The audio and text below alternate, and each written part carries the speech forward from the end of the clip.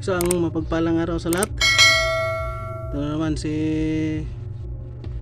Rolando Stonanders TV, nagbabalik at mayroon na namang ipapakita sa inyo mga hunters na aking mga nakalap at sa iba't ibang lugar. At sa hindi man ako mag-umpisa, maraming salamat sa walang sawang nakasubaybay sa aking munting channel. At big shout out sa lahat-lahat ng mga followers, subscribers, viewers. Big shout out sa inyo lahat. At lalong-lalo na yung aking mga kapwa multi hunters na tingiros at tingiras. Ay isang mapagpalang araw sa inyong lahat. Ay papakita ko ngayon ay mga nakalap ko sa nakaraang linggo. Itong una-una nakakuha ako ng ngipin ng kalabaw na doon sa kanyang tawag dito sa Bisaya tunaan or anuhan ng liguan ng kalabaw na may putik. Ayan, doon nakabaon. Yan, ngipin ng kalabaw. Siguro doon inabutan na ng pagkatanggal ng kanyang ngipin, kaya nakachamba tayo, nakakuha tayo ngipin ng kalabaw. Ito ay maganda sa pang palakasan, magbibigay ng lakas. May istorya dito dati, yung mga matatanda na pag may hawak ka na ngipin ng kalabaw, ito ay nagbibigay sa inyo ng di pangkaraniwang lakas.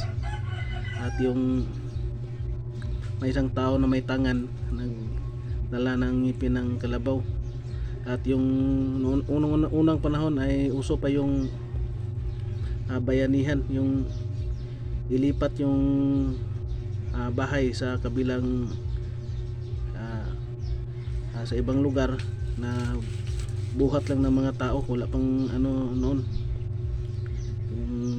nilagyan ng kawayan sa ilalim at saka binubuhat ng maraming tao. Yung may isang tao na nagpresenta na mayroon siya lang daw mag-isa doon sa isang poste, kaya niya.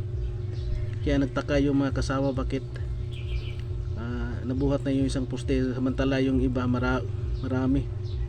Kaya pala may tangan siya ng ngipin ng kalabaw. Ito istorya ng ngipin ng kalabaw. Magbibigay ito ng lakas at saka kung mapakain ito ng husto ng dasal. Yan, ngipin ng kalabaw.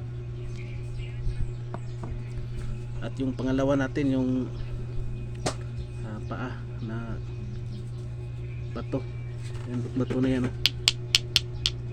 tigas.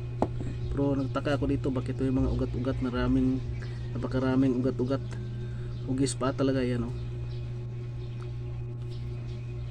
yan, paa, napakaraming ugat-ugat. At ito ay magnetic, lakas magdikit sa magnet. Yan, ugis paa na bato ay ganda yan sa lakaran. Yan, hindi ka mapapagod kasi may mutya ka ng paa. Yan, hindi ko maano to kung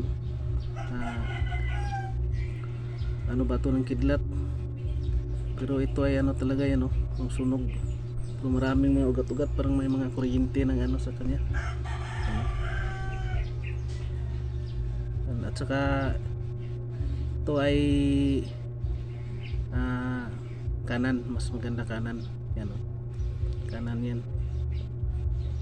Yan, ugis pa talaga yan, ito may pa yan,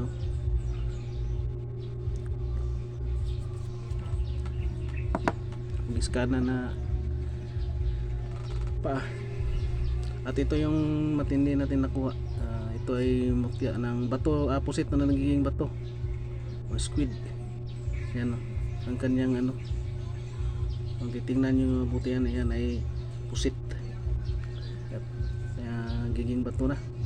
Ito yung kanyang mga tawag dito sa yung mga ganyan gaway sa Bisaya. ito yung napakain na panghalina ng tao kasi yung pusit napakasarap ay adobo. Yan. So ito ay inabutan na talaga ng pagkabato. Yan, bato na pang paswerte. Yan.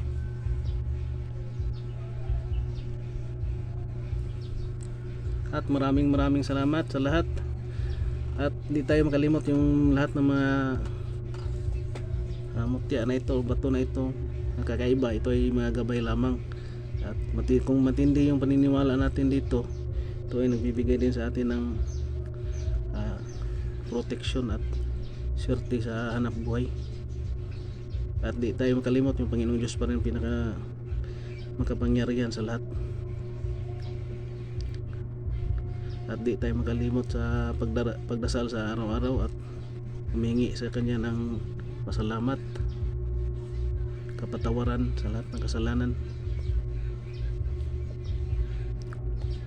At ito lang muna yung papakita ko sa inyo mga hunters.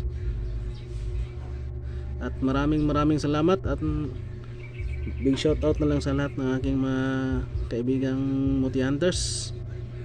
Isang mapagpalang araw sa ating lahat and God bless.